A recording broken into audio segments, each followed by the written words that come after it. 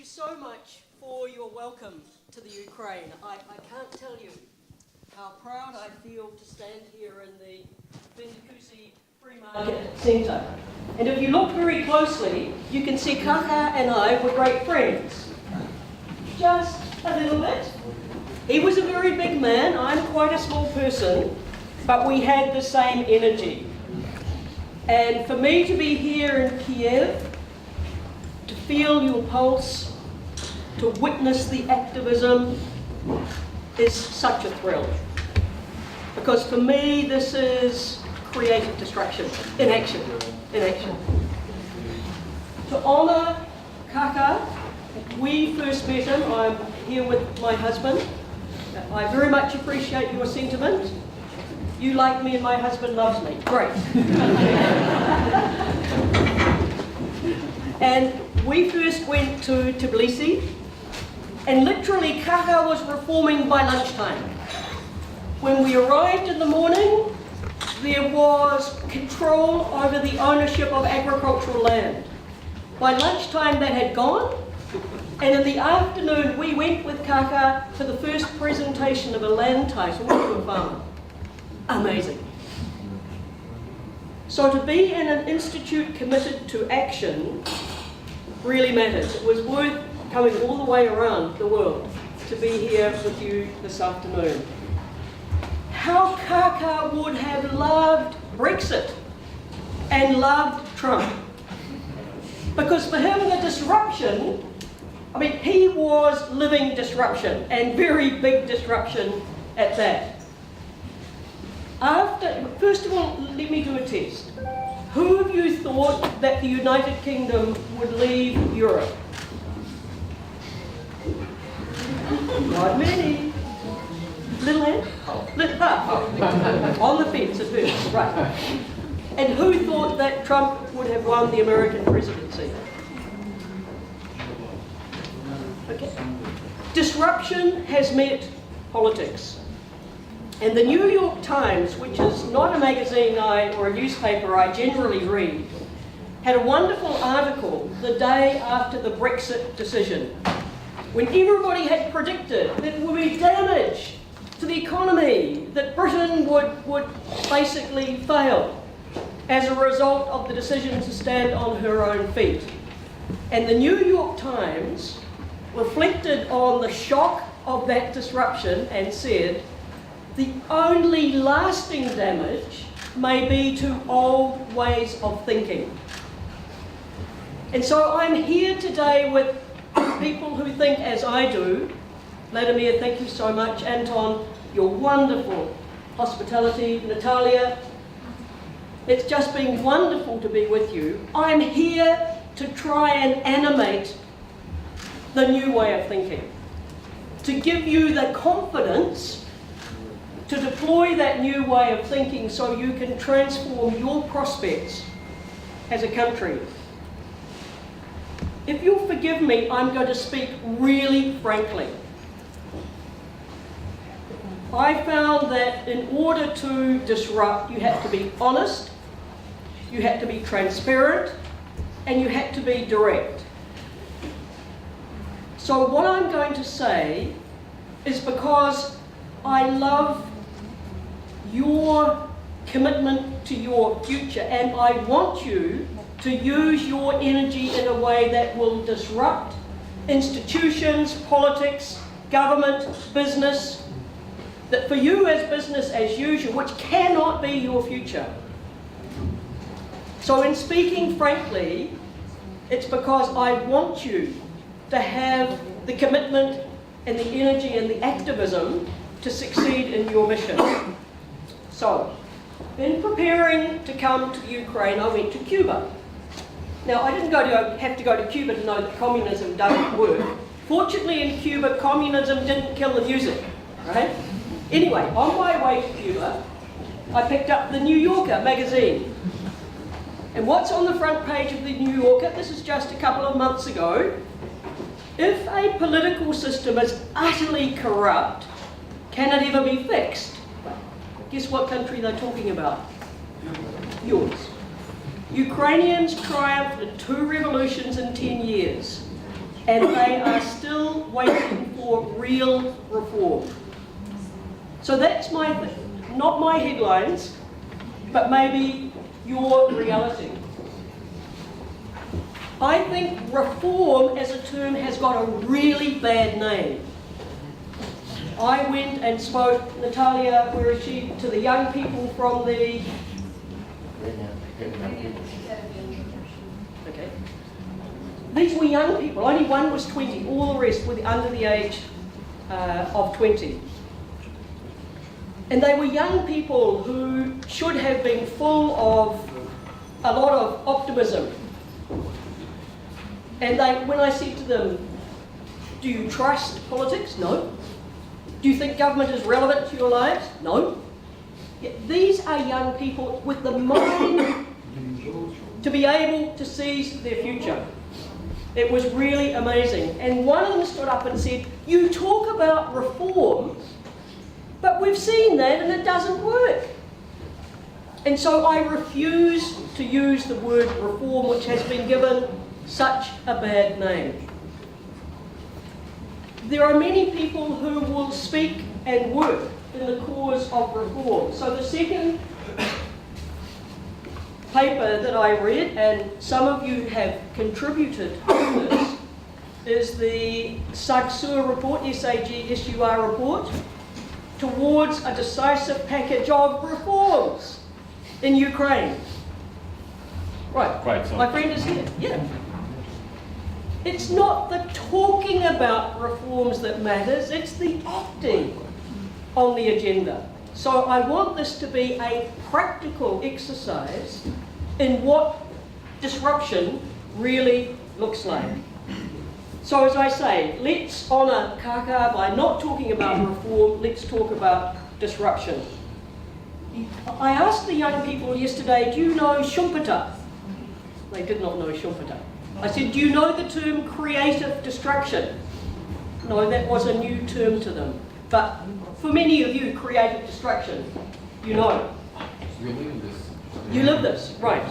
So 2014, you saw the destruction, right? Right, it was the destruction of a regime that had no legitimacy. The revolution, that's why I feel at home here. But hang on, guys. You know, the destruction part, maybe that was the easy part. What about the creative part? So it's the creative part that I want to focus on. If we were having a seminar on innovation, we'd be talking about startups, right?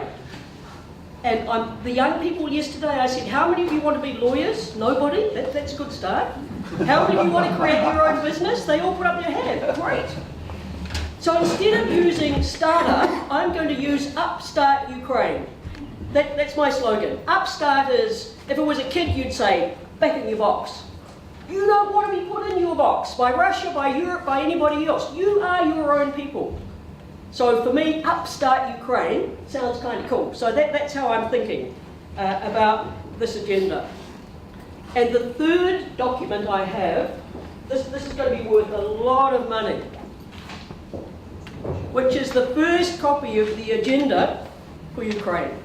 This is the Upstart agenda. Fantastic. Congratulate all of those. This is just in time. This was printed a minute ago, right? More or less. And that's why I'm so pleased to be here, because this is the call to arms. This is the manifesto for action. New Zealand, I know, seems like a very different environment to you. We didn't have communism, although the previous Prime Minister tried a hell of a lot of socialism that got us seriously into trouble. We had institutions that stood us in good stead. You know, the rule of law, courts that weren't corrupt. You know, we are generally pretty pioneering, honest people, but we had deep, deep economic failure. And so when we had lunch, we talked a lot about the similarities. And you are so well informed on New Zealand. I had dinner with Vladimir and Anton and Natalia the first night that we came. I'm thinking, wow, I better make sure my recall is correct. This guy knows more about what we did than I do almost. And so there are many, many similarities. The level of public debt out of control. A standard of living we were not earning but borrowing to keep. A highly protected economy. A lot of rent seeking, protection and privilege. Very high taxes. High inflation, deficits, a labour market that was not working, and competitiveness that was failing. So while the institutional and maybe constitutional issues are very different, the underlying reality that we faced was very similar. So at the conference this morning, when I look at the statistics of Ukraine, it's like deja vu. Tell me about this 30 years ago when we addressed these matters. And the critical thing that we did in New Zealand, forced by crisis, was we said it is not going to be business as usual. We can't go on repeating the mistake of thinking more public spending will solve the matter, more borrowing will solve the matter, more protection will make us more prosperous. In the end, we had a generation of politicians who were willing to champion bold, radical, deep, comprehensive, fast reform. And the really interesting thing about our experience, I'm talking the mid-1980s, early 90s, so 30 years ago, the really interesting thing is that this was not a cause championed by the left or the right. It was a cause championed by politicians who wanted to see the game change and who understood that with the application of an idea of let's free the people to be the best they can be, let's free labour markets, let's free goods and services markets, let's discipline the state and apply proper modern performance management tools to it, let's have an independent but accountable central bank, let's have fiscal rules, let's have a low rate broad base of tax. This was the work of administrations across the spectrum. And for a period we had two major episodes of reform in which we were willing to be pioneering. Nobody else had had inflation targeting. We invented it. Nobody else had fiscal rules. I wrote them. Nobody else had a labour market deregulation as we did. Nobody else said for the public accounts, you're going to have the same reporting standards as if you were a private business. We're not just going to look at flows, we're going to look at stocks as well, assets and liabilities. Nobody else had done that in the world. Nobody else had applied modern labour market performance management practices to the public sector. We weren't afraid to be pioneers. It's in our blood a bit, because we're a long way, we really got to take ourselves to the edge and break new territory. So I said to the young people tomorrow and yesterday that they sort of got it in the end, who was the first person in the world to split the atom? It was a New Zealander. Sir Ernest Rutherford. Who was the first guy to climb Mount Everest? It was a New Zealander, Sir Edmund Hillary. So we're quite used to, breaking new ground. And the really good thing is that much of that ground can now be demonstrated as a success. Huge, game-changing reform that has produced such substantial results. The easiest country in the world to do business, the fastest growth, the lowest rate of unemployment, Transparency International, we're the least corrupt, the most prosperous. It doesn't matter what indicator. But it's not the indicators of themselves that matter. What matters is the coherent and comprehensive way in which we took our future into our hands. So that's a little of the, to give you the confidence and the will to proceed with the disruption. I mean, the diagnosis, you know better than I. Politics is not trusted. Government is not relevant. Government is in the way. You're all so proud of your micro-business regime And you're most proud of it because the government's got out of the way. Now, there are other perverse incentives created by you can only have relevant government if you're very small, which means don't grow too big, or which means game the system and have lots of little small ones. So that there are, but I understand why that is seen as such an important early initiative. The diagnosis in agriculture, I could just weep. I'm a farmer. I grew up on a farm. Farmers in New Zealand are free market. There are no subsidies in agriculture. We know that we have to be the most productive, the most innovative, the most inventive, the most understanding what a consumer wants to be able to sell premium agricultural products from New Zealand. So premium, I'm ashamed to say, when Natalia and Slava and Andrew and I went to the infamous mansion at the weekend, I love furnishings and carpets. So I'm walking into your disgraced president's former bedroom, and there's this beautiful big red carpet. Like, this is fantastic. Where did this come from? So I open up the corner, and it says, Premium New Zealand Wool. Sorry about that, Ukraine. It's a demonstration of, you know, that guy was obscene, but he was buying the best in the world, and we supplied it. I weep for your agriculture. You have no market. You can't trade. Your farmers can't. If anybody knows historically about Ukraine, they think you are such an your endowment is agriculture. And then the next thing they know about Ukraine is the revolution. Well, how about a revolution in the rules of the game for agriculture? That you would constrain your most important sector with an inability to trade, an inability to innovate.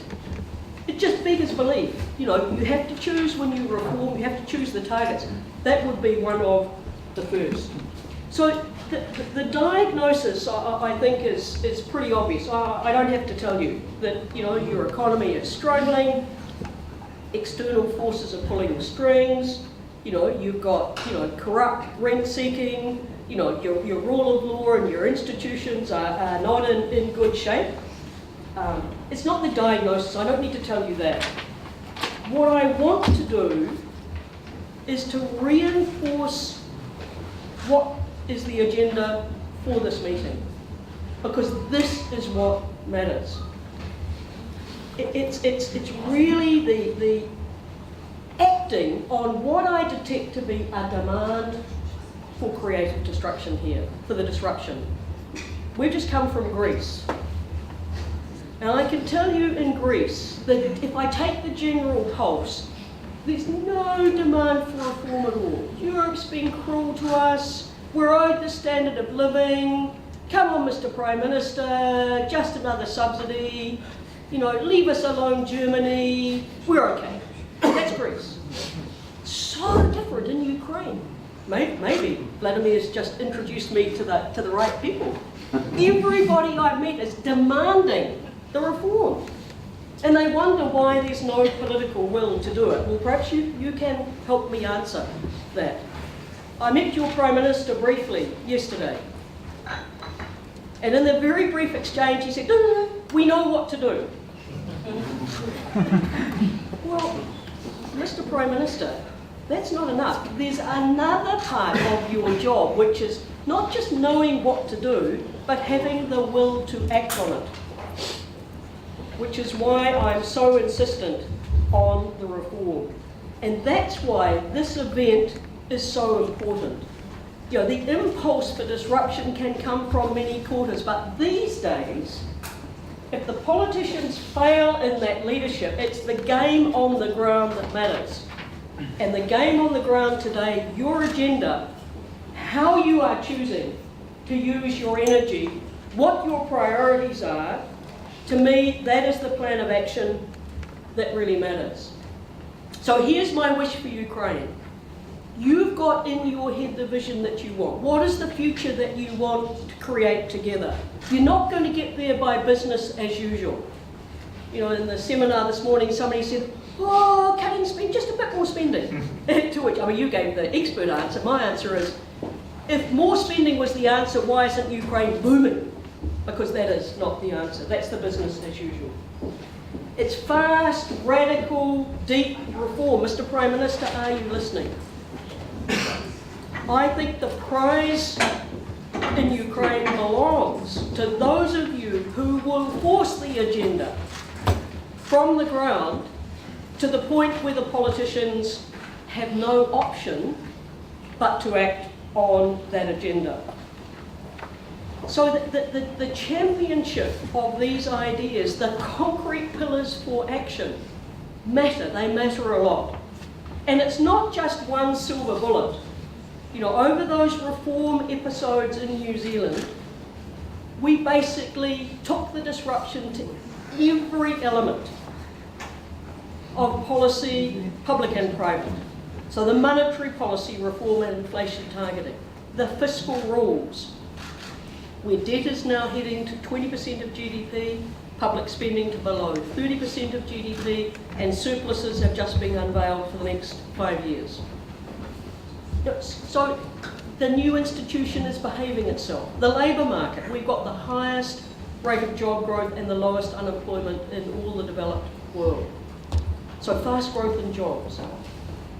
In terms of our ability to be able to innovate and trade competitively without the burden of regulation and tariff and protectionism, open markets, free trade. We're horrified by the Trump voice that says we don't want free trade. You are very wrong. You are very wrong, Mr. Trump, and you will not prevail.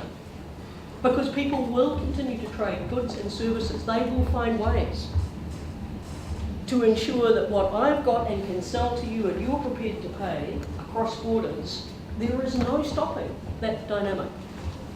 So we have a very open market position.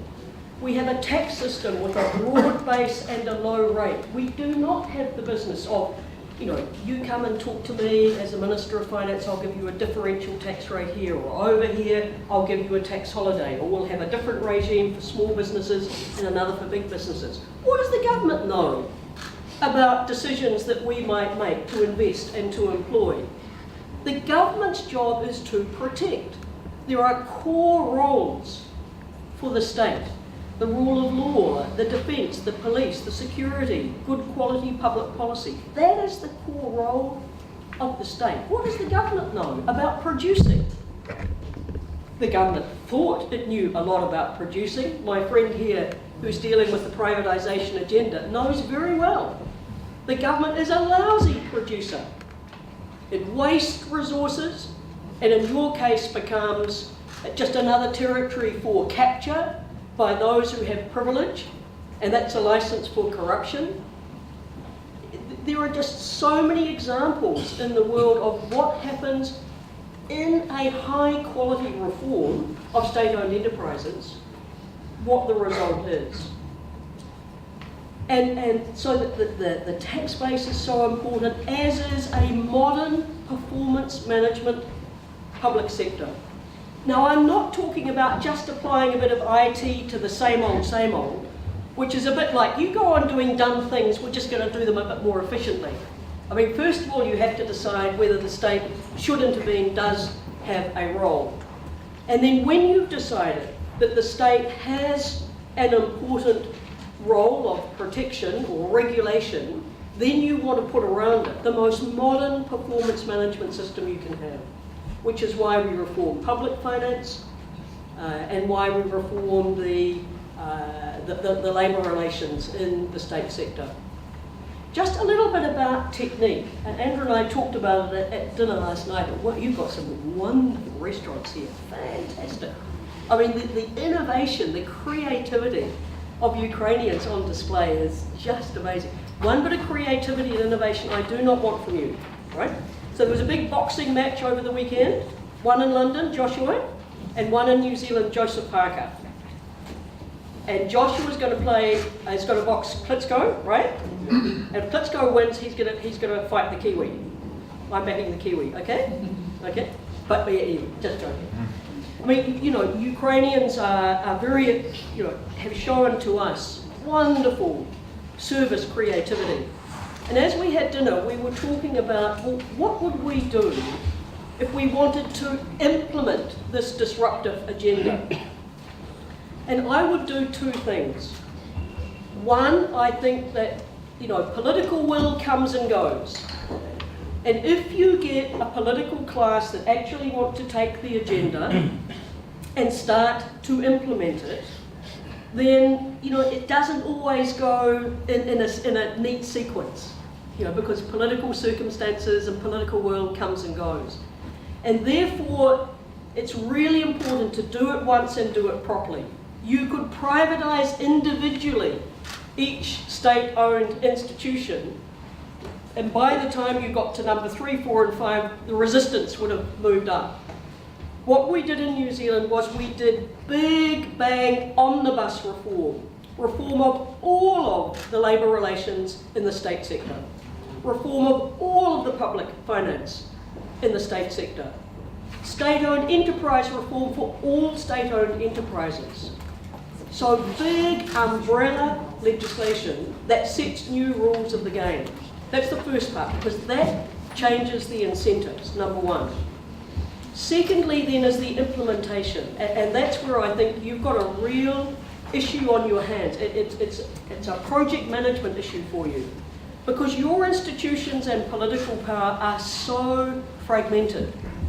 You've got the power of the President, the power of the Prime Minister, the power of the Minister of Finance, and it seems to me, tell me if I'm wrong, but you have these individual centres of power, but they don't hold it. There's no coherent strategy that flows over them all. It's a bit like trying to conduct an orchestra and everybody's playing to a different script. How can that be?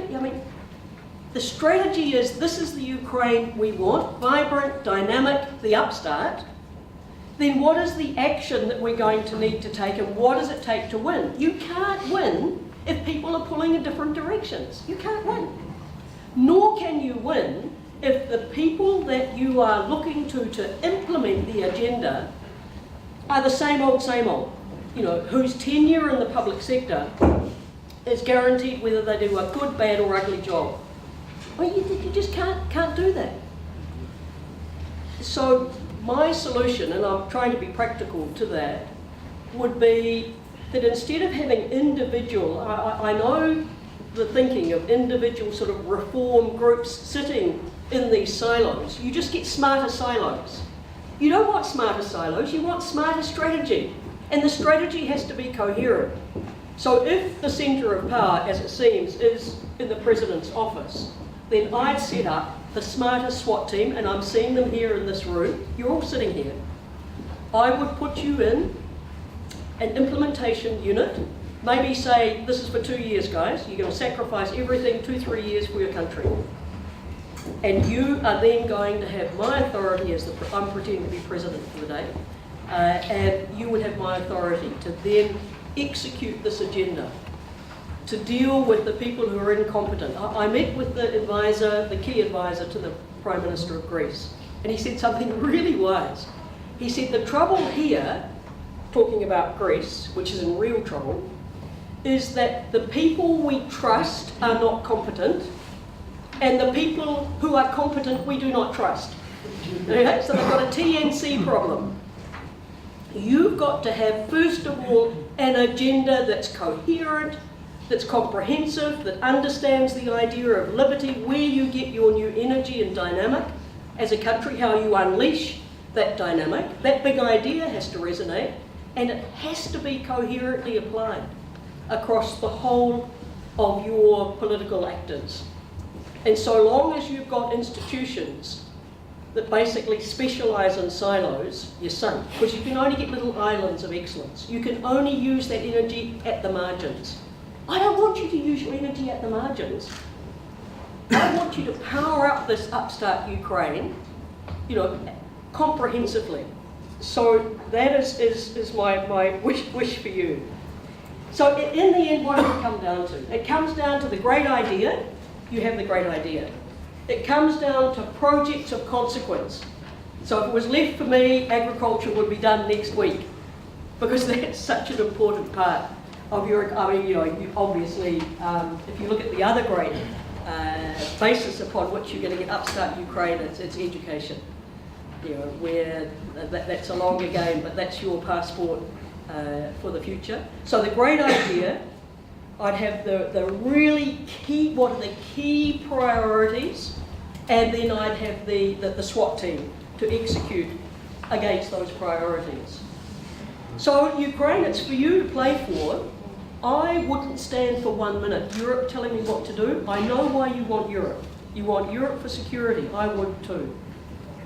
But you don't want them to run your economic policy. I think Europe as an entity is in huge trouble, the European Union. It's disrupting as we speak. And you certainly don't want Putin dictating the pace. And I understand what an existential threat that represents to you. Your best way of countering those threats, your best way of ensuring that you're in control of your destiny is to take your courage in your hands and to undertake these comprehensive reforms. And believe me, they would. Good luck.